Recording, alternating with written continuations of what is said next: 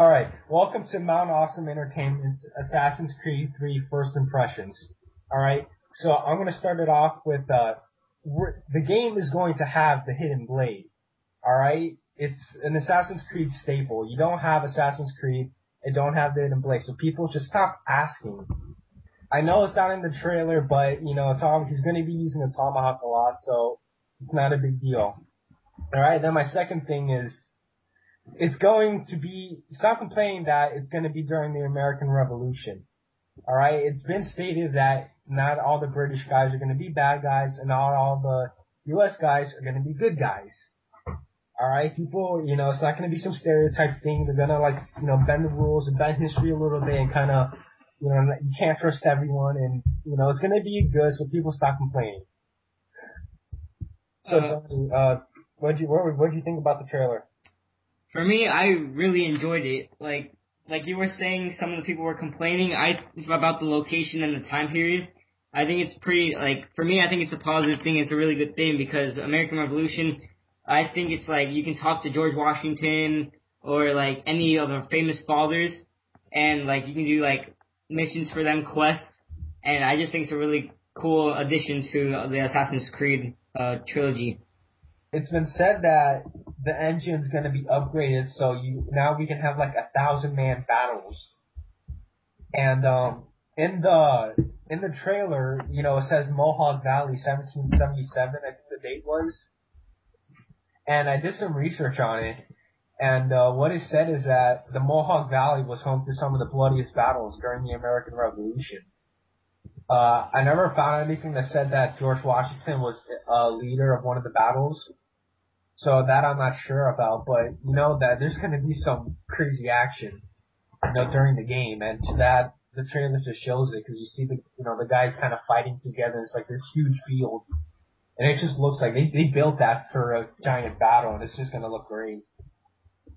Yeah, for me, I don't think this was in Assassin's Creed 2, how there was a whole bunch of people fighting the I think it was the Borgia, and it was the Assassin's Creed, the Creed, right? And they were just fighting. I just thought that was really unorganized, and it was just really bothering me. So what you said, the 1,000-man battle, for me, I don't really like that. So in the trailer, what I saw was he went to the camps and did kind of guerrilla tactic on them, where he snuck up and just took out some of the enemies, so it can be an easier battle. Actually, in history, it's the Americans used that to their advantage against the British. One knowing the territory, they know the land, so they know where to hide. But even before the Americans used that, I think the Native Americans used that. And this guy's half Native American, and he's apparently raised by the Mohawks. So I'm not surprised if there will be a case where he's teaching. I mean, I would like to see that, whether it is in the game or not, I don't know. But I would love to see where he's teaching the soldiers, guerrilla tactics. That's pretty cool, and that looks like that's what we're going to be doing during the winter. Because you've heard about the season changes, right? Yeah. Yeah, the season changes look awesome, whether it's just going to be summer and winter.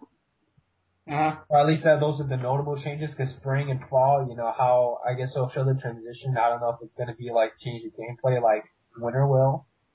But in the winter, that's probably going to be the go-to tactic, because I think this is a suggestion. I don't think it's been announced, but it's possible that, if it's a snowstorm, you can sneak up on enemies. I think, you can follow a group of enemies and take them out one by one, being, right next to them, and they won't notice because they're too cold and they can't see shit. Yeah. So it's so that looks pretty cool, and, knowing the Assassin's Creed series and Ubisoft being that you could be a 60-year-old Ezio and still climb to the top of buildings, I'm sure they'll come up with a reason for why this guy won't be affected too much in bad weather, and why he'll still be able to rape the soldiers when it's a snowstorm. Because they'll just do something like that. But as long as it changes gameplay, I really don't care. Yeah. The thing with the winter is that apparently that lakes and rivers are gonna freeze. So the guy is gonna be able to cross them and access other areas, and I just know they're gonna have whatever collectible, whatever the main collectible thing is in the game, you know that they're just gonna have like a million of those, like on the water. Yeah, just like the synchronizations, like they're probably gonna put like, oh, don't fall in the water, and then like if you do, you'll fail and get like 50%. Yeah, I'm sure they'll bring that back. Well, actually, no.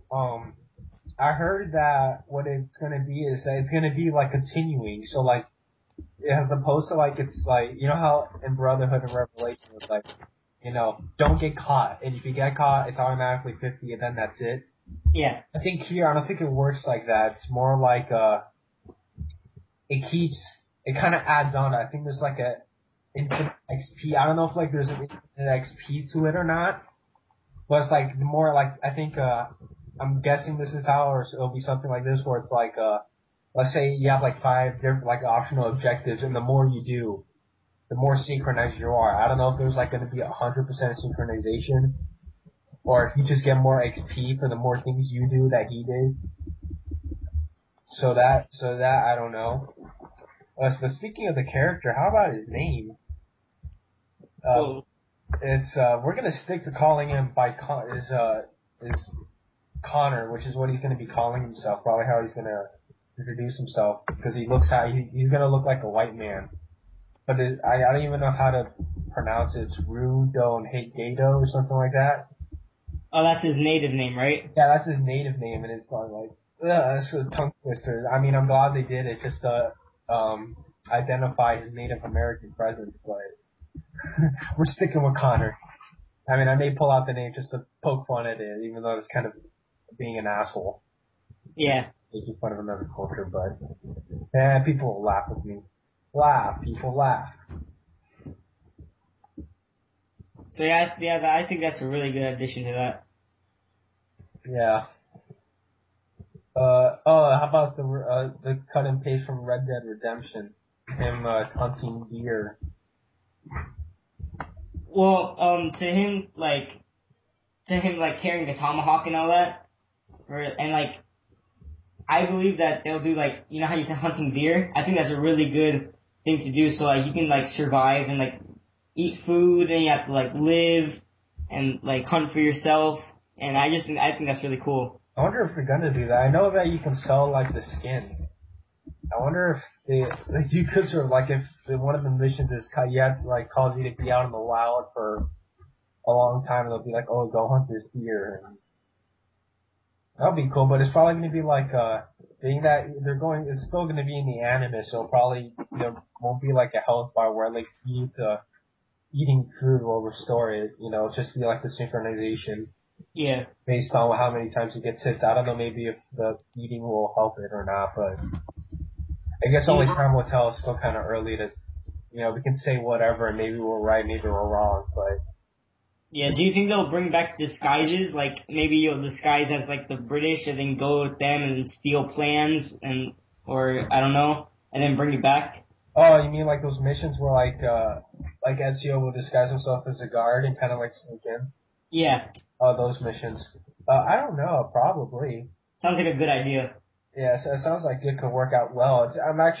That's pretty good, because, that's what made the Ezio trilogy, or not the whole trilogy, at least the first 2 games, better than, one of the things that made it better than the first one, because it added mission diversity. In the first one, it's like, beat up a guy, find out what what you need, and then go, or like hide or whatever, and then go find whoever you want to kill, or anything like that. And it's like here, if Ezio had to, he would disguise himself and like kind of get next to his target to find out what he needed to find out from him. Yeah, it gives it more of a unique feel of like killing or something, because like in the first and maybe second game, you only hide in hay barrels and just kill them from there, but it gives them a new unique touch. Yeah, well, I know for a fact they did that in the first one. It was like hide and, eavesdrop on a guy. I know the second one for a fact they did, because that was one of like the later levels, where Ezio, he killed the guard, he put on his armor. I know they did this in Brotherhood too. In the second one, he killed the guard, put on his armor, and then he was actually next to, the Pope, or the guy who became the Pope. I can't remember his name. Oh, yeah. But yeah, he was like following it, and he had like the box. I don't know if it had the apple or if it was just like some treasure thing. But he was following him, I guess, to find out, I don't know, something. I think he was called the Spaniard during the game. But I know they did that, and then they brought that back in Brotherhood. I don't know how many times they did. I think they did it once or twice, if I remember. But yeah, it's like definitely mission diversity with this whole weather thing. But I know some like people are gonna say, oh, this is part of the game, whatever. But my biggest pet peeve about Assassin's Creed is the tailing. Those missions, I hate the tailing missions. Oh, you mean when you're chasing after people? No, like you have to like stay way behind them and then like. Oh, that, yeah. Yeah. Oh, and you're like on the rooftops and then. Yeah, Yeah, they did that too much in Revelations. Oh, they did that a lot? Yeah. I didn't bother playing Revelations because I knew, like, regardless of how good the gameplay was, it would just feel too similar to the other one, so, because I was playing Gears. Yeah, I was playing Sonic during the fall last year, so. Yeah, they did that way too much in Revelations for me, so that's one of my biggest pet peeves for that game. Yeah, so that's that. Yep. Let me see what else we can talk about. I don't know. This silence is gonna get cut out. Yeah. Oh, but actually, Johnny, you remember when like whenever you had to chase somebody because like they knew they were like a spy that you caught, or you were just chasing after someone, and this bothered me in Brotherhood because I was trying to do the 100% sync for this mission, but where you would chase someone but guards would get in the way. Mhm. The guards would get in the way, and if you stopped to kill them, you would get a desync because the guy got too far. Yeah. To outrun him. Well, I don't know if I think this will be confirmed because this makes sense based on what his gameplay is supposed to be. Like he can kill while he's running. So you know how I don't think this was a kill move. This was more of like avoiding an enemy move. I'm not sure though. Like I said, I didn't play Revelations, but that when you had the hook blade, you did that like spin thing around the guy's back. Yeah, definitely. Was that what it was for? So when you were chasing someone and there was an enemy in the way, go jump around them. Was that before? Or was that just for stealing stuff on the go? Well, the guy that was training Ezio, he used the hook blade to like steal the coin purses from people, but you can also use it for like instead of like running over them and like bumping into them and getting too far, like you can just like flip over them and then continue running. You could use it for flipping over people, right? Yeah, but you also use it for like a boost up of like to climb instead of like you jumping. You like. Yeah, I know that was the hook blade. What the hook blade was brought up for. I was just wondering if that was one of the reasons they put it in. The enemy. Well, now the